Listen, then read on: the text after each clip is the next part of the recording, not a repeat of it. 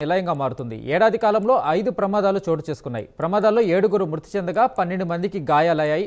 మరింత సమాచారాన్ని మా ప్రతినిధి రవివర్మ అందిస్తారు. రోజు రోజుకి వాహనాల రద్దీ పెరుగుతున్న నేపథ్యంలో ట్రాఫిక్ పెరుగుతూ ఉంది.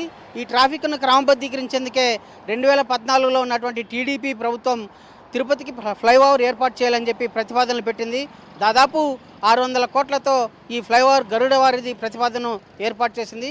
ఈ గరుడ వారధి ప్రతిపాదన నేపథ్యంలోనే దాదాపు మార్కెట్ యార్డ్ నుంచి నంది సర్కిల్ వరకు అంటే దాదాపు 8-7 కిలోమీటర్ల మేర ఈ ఫ్లైఓవర్ ఏర్పాటు చేయాలని ప్రతిపాదనను కూడా ఏకీభవించి గత ప్రభుత్వ హయాంలో ఈ ప్రతిపాదనలన్నీ కూడా సిద్ధమయ్యి కార్యరూపం దాల్చి ప్రజలకు అందుబాటులోకి తీసుకొచ్చింది.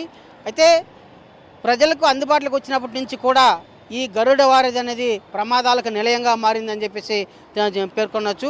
ముఖ్యంగా గరుడ వారధి ఏర్పాటయ్యి దాదాపు 2 సంవత్సరాలు కావస్తూ ఉంది. ప్రజలకు అందుబాటులోకి తీసుకొచ్చి 2 సంవత్సరాలు కావస్తూ ఉంది. ఈ 2 సంవత్సరాల్లోనే దాదాపు ఇప్పటి వరకు ఇదే ప్రాంతం లక్ష్మీపురం సర్కిల్లో ఇప్పుడు మనం ఉంటున్నాం.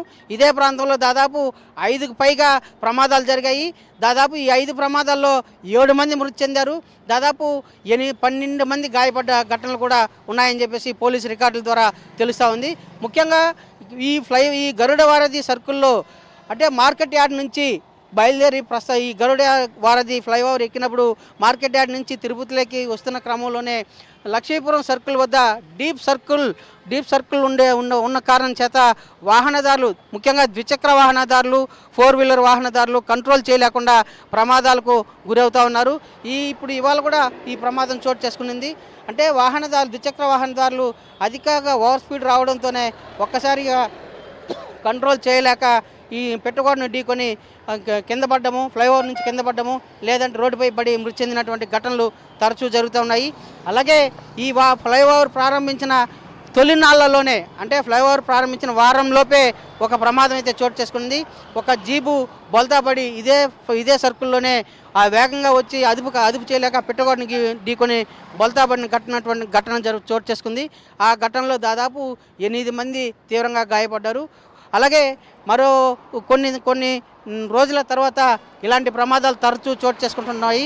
ఈ నెల వ్యవధిలోనే 3 ఇదే ప్రాంతంలో మృతి చెందారు. ముఖ్యంగా 2 ద్విచక్ర వాహనదారులు బైక్పై వస్తూ అదుపు తప్పి బ్రిడ్జి పైనుంచి కింది పడి మృతి చెందారు. ఇవాళ బ్రిడ్జి అదుపు తప్పి పెట్టుకొని ఢీకొని రోడ్డుపై పడి మృతి చెందిన ఘటన చోటు చేసుకుంది.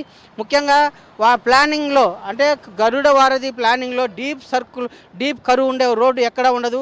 కాబట్టి ఈ రోడ్డు నిర్మాణంలో డీప్ కరువు ఉండడం దానివల్ల ఈడ ప్రమాదాలు తరచూ జరుగుతూ ఉందని చెప్పేసి కూడా పోలీసులు కూడా భావిస్తున్నారు. అందుకనేసే ఇక్కడ ప్రమాదాలు జరగకుండా ఉండేందుకు అన్ని రకాల నివారణ చర్యలు అయితే చేపడుతూ వస్తున్నారు.